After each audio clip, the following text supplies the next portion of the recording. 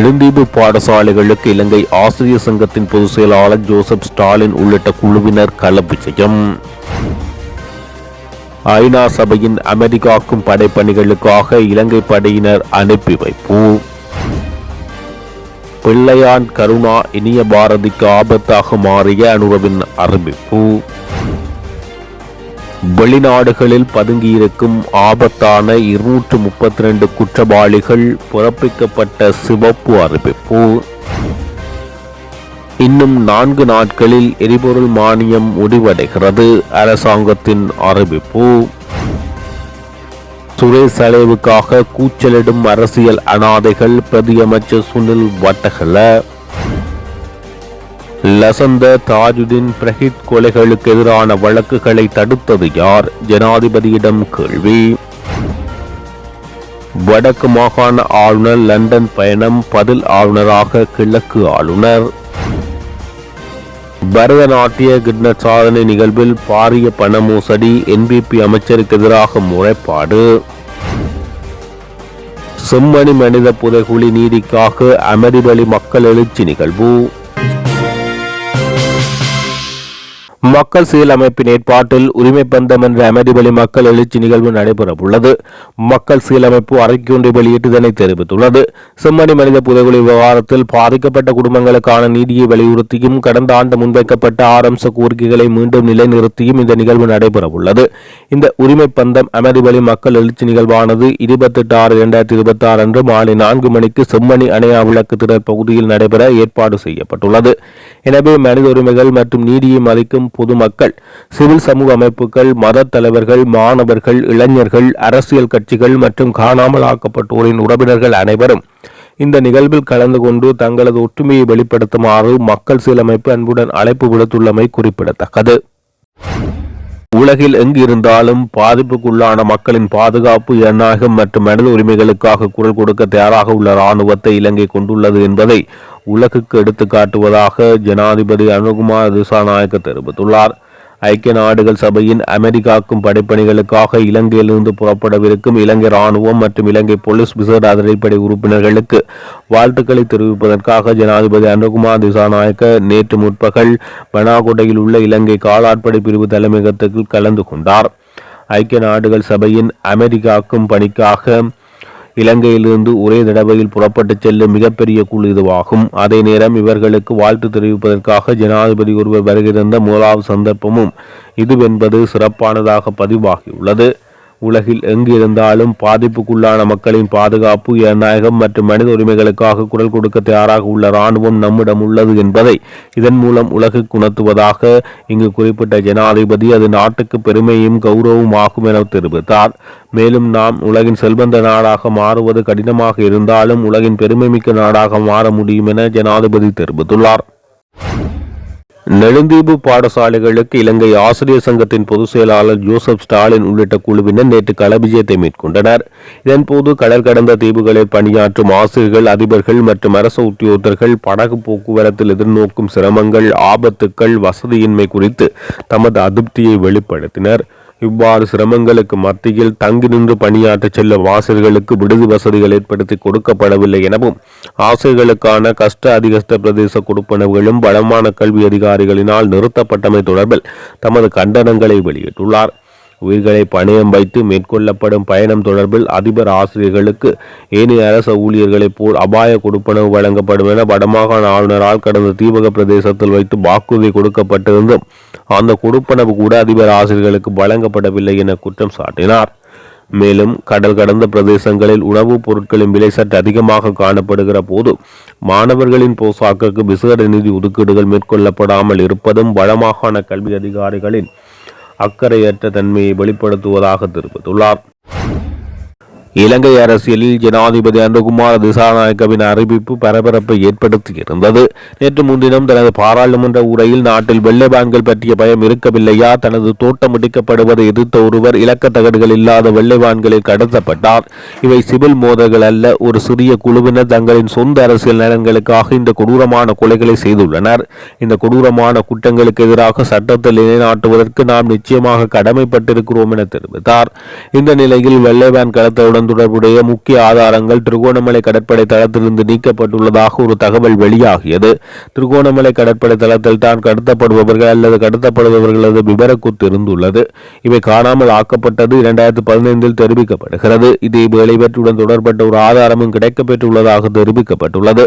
மேலும் இந்த விவகாரம் முன்னாள் ஆயுதக்குழு தலைவர்களான பிள்ளையான், கருணா மற்றும் இனிய பாரதி ஆகியோருக்கு பெரும் நெருக்கடியை ஏற்படுத்தியுள்ளதாக தகவல்கள் வெளியாகியுள்ளது. உலக சந்தையில் எரிபொருள் விலை குறைந்திருப்பதை கருத்தில் கொண்டு எதிர்காலத்தில் பொதுமக்களுக்கு நிவாரணம் வழங்கப்படும் என நம்புவதாக நிதி மற்றும் திட்டமிடல் பிரதி அமைச்சர் வைத்தியர் அனில் ஜெயந்த் தெரிவித்துள்ளார். இதுகுறித்து தகவல் திணைக்களத்தில் இடம்பெற்ற செய்தியாளர் சந்திப்பில் மேலும் எரிபொருளுக்காக அரசு தற்போது 57 பில்லியன் மானியம் வழங்கி வருவதாகவும் அந்த மானியம் இந்த மாதத்துடன் முடிவடைய உள்ளதாகவும் அவர் தெரிவித்துள்ளார். எனவே பொதுமக்கள் மீது அழுத்தம் கொடுக்க போவதில்லை என்பதால் மீண்டும் மானியம் வழங்கப்படலாமா வேண்டாமா என்பது குறித்து கொள்கை முடிவு எடுக்கப்பட்டு அறிவிப்பு வெளியிடப்படும் என அமைச்சர் சுட்டிக்காட்டியுள்ளார். இதற்கிடையில் மத்திய கிழக்கில் நிலவும் போர்ச்சூழல் காரணமாக எரிபொருள் விலைகள் வேகமாக அதிகரித்தால் அந்த விலைகளை விட நம் நாட்டில் எரிபொருள் விலையை சிறிதளவு உயர்த்த அரசாங்கம் நிர்பந்திக்கப்பட்டுள்ளது என அவர் தெரிவித்துள்ளார். சிவப்பு அறிவிப்புகள் விடுக்கப்பட்ட 232 சந்தேக நபர்கள் பல்வேறு நாடுகளில் பதுங்கியிருப்பதாக பொது பாதுகாப்பு அமைச்சர் ஆனந்த விஜயபால தெரிவித்துள்ளார். இது தொடர்பாக நேற்று பாராளுமன்றத்தில் உரையாற்றும் போது அவர் இதனை குறிப்பிட்டார். வெளிநாடுகளில் பதுங்கியிருக்கும் குற்றவாளிகளில் 37 பேர் ஒழுங்கமைக்கப்பட்ட குற்றவாளிகள் என அடையாளம் காணப்பட்டுள்ளனர். இவர்களை கைது செய்து நாட்டுக்குள் கொண்டுவர தேவையான நடவடிக்கைகள் எடுக்கப்பட்டுள்ளன. கடந்த 20 மாதங்களில் சிவப்பு அறிவிப்புகள் மூலம் 23 ஒழுங்கமைக்கப்பட்ட குற்றவாளிகள் நாட்டுக்குள் கொண்டுவரப்பட்டுள்ளதுடன் மேலும் 35 பேர் சிவப்பு அறிவிப்புகளின்றி நாட்டுக்குள் கொண்டுவரப்பட்டுள்ளனர்.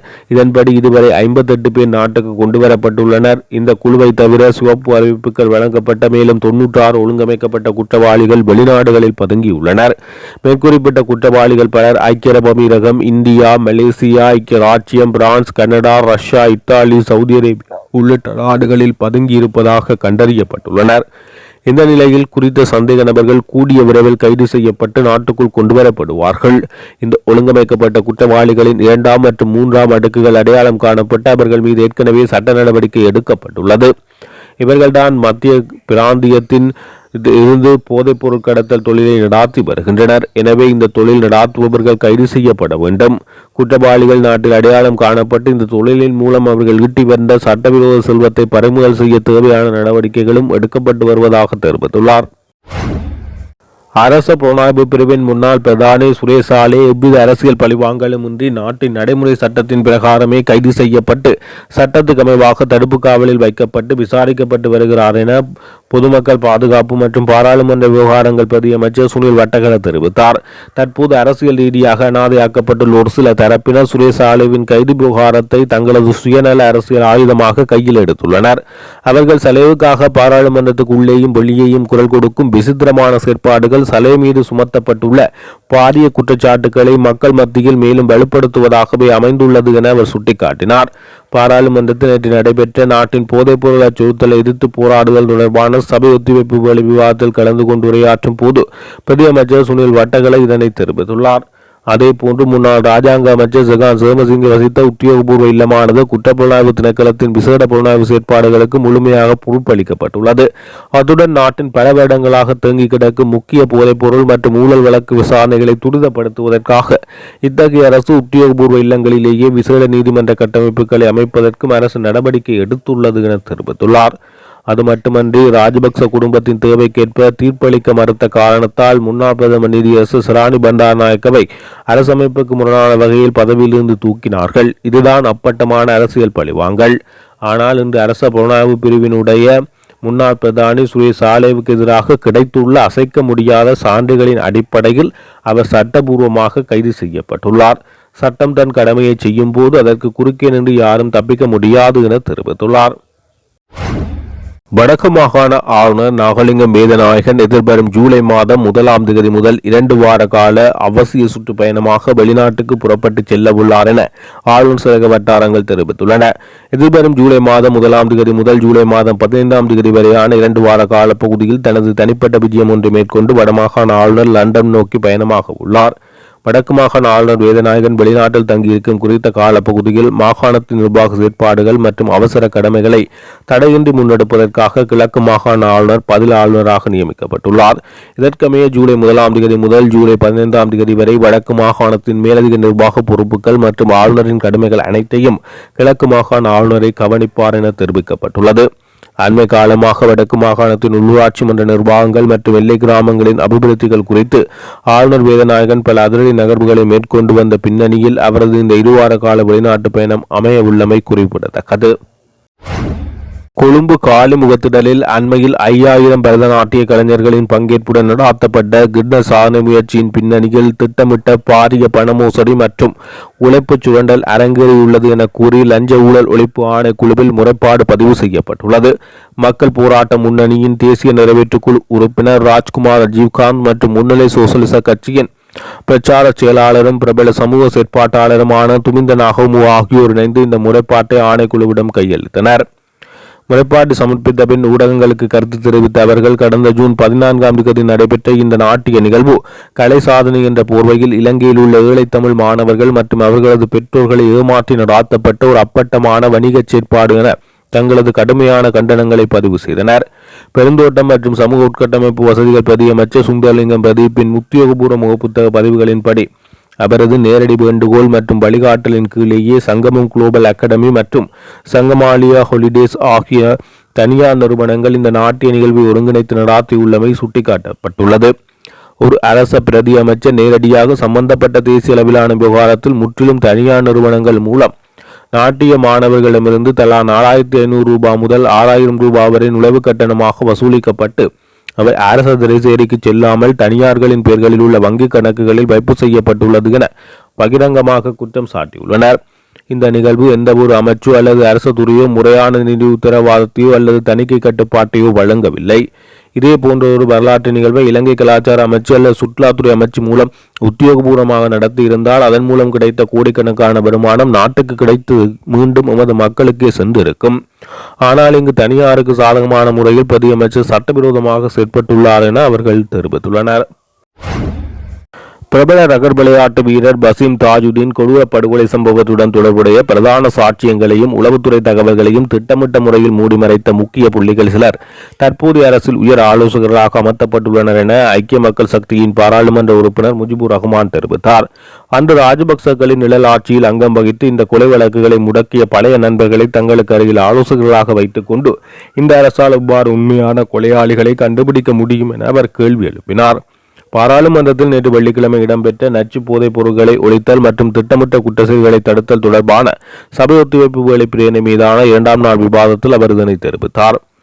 ஜனாதிபதி பாராளுமன்றத்தில் விசேட உரையாற்றிய போது லசந்த விக்ரமதுங்க, பசீம் தாஜுதீன் மற்றும் பிரதீக் எக்னொலிகோட ஆகியோரின் படுகொலைகள் மற்றும் கடத்தல்கள் தொடர்பில் குறிப்பிட்டார். இந்த விவகாரங்களுடன் தொடர்புடைய அரசியல் மற்றும் பாதுகாப்பு தரப்பினருக்கு எதிராக புதிய அரசு நடவடிக்கை எடுப்பதை நாங்கள் எதிர்க்கட்சியாக ஒருபோதும் எதிர்க்கவில்லை. ஏனெனில் அன்று எமது நல்லாட்சி அரசின் காலத்தில் ஆரம்பிக்கப்பட்ட வழக்குகளே இன்று வரை நீதிமன்றங்களில் நிலுவையில் உள்ளன. ஆனால் இந்த வழக்குகளை தொடர்வதற்கு எதிர்க்கட்சியினரே முட்டுக்கட்டையாக இருக்கின்றனர் என ஜனாதிபதி சபையில் குற்றம் சாட்டுகிறார். அவ்வாறு இந்த கொலை விசாரணைகளை தடுப்பவர்கள் யார் என்பதை ஜனாதிபதி நாட்டுக்கு வெளிப்படையாக கூற வேண்டும். ஏன் அதனை செய்யாமல் மறைக்கிறீர்கள்? முன்னாள் புலனாய்வு அதிகாரி சாணி அபேசேகர மற்றும் ரவி செனவிரத்ன ஆகியோரின் நியமனங்களுக்கு எதிர்ப்பு தெரிவிப்பவர்கள் உங்களின் பழைய அரசியல் நண்பர்களா? அதனால்தான் அவர்கள் யாரென்று கூறாமல் ஜனாதிபதி மௌனம் காக்கிறாரா?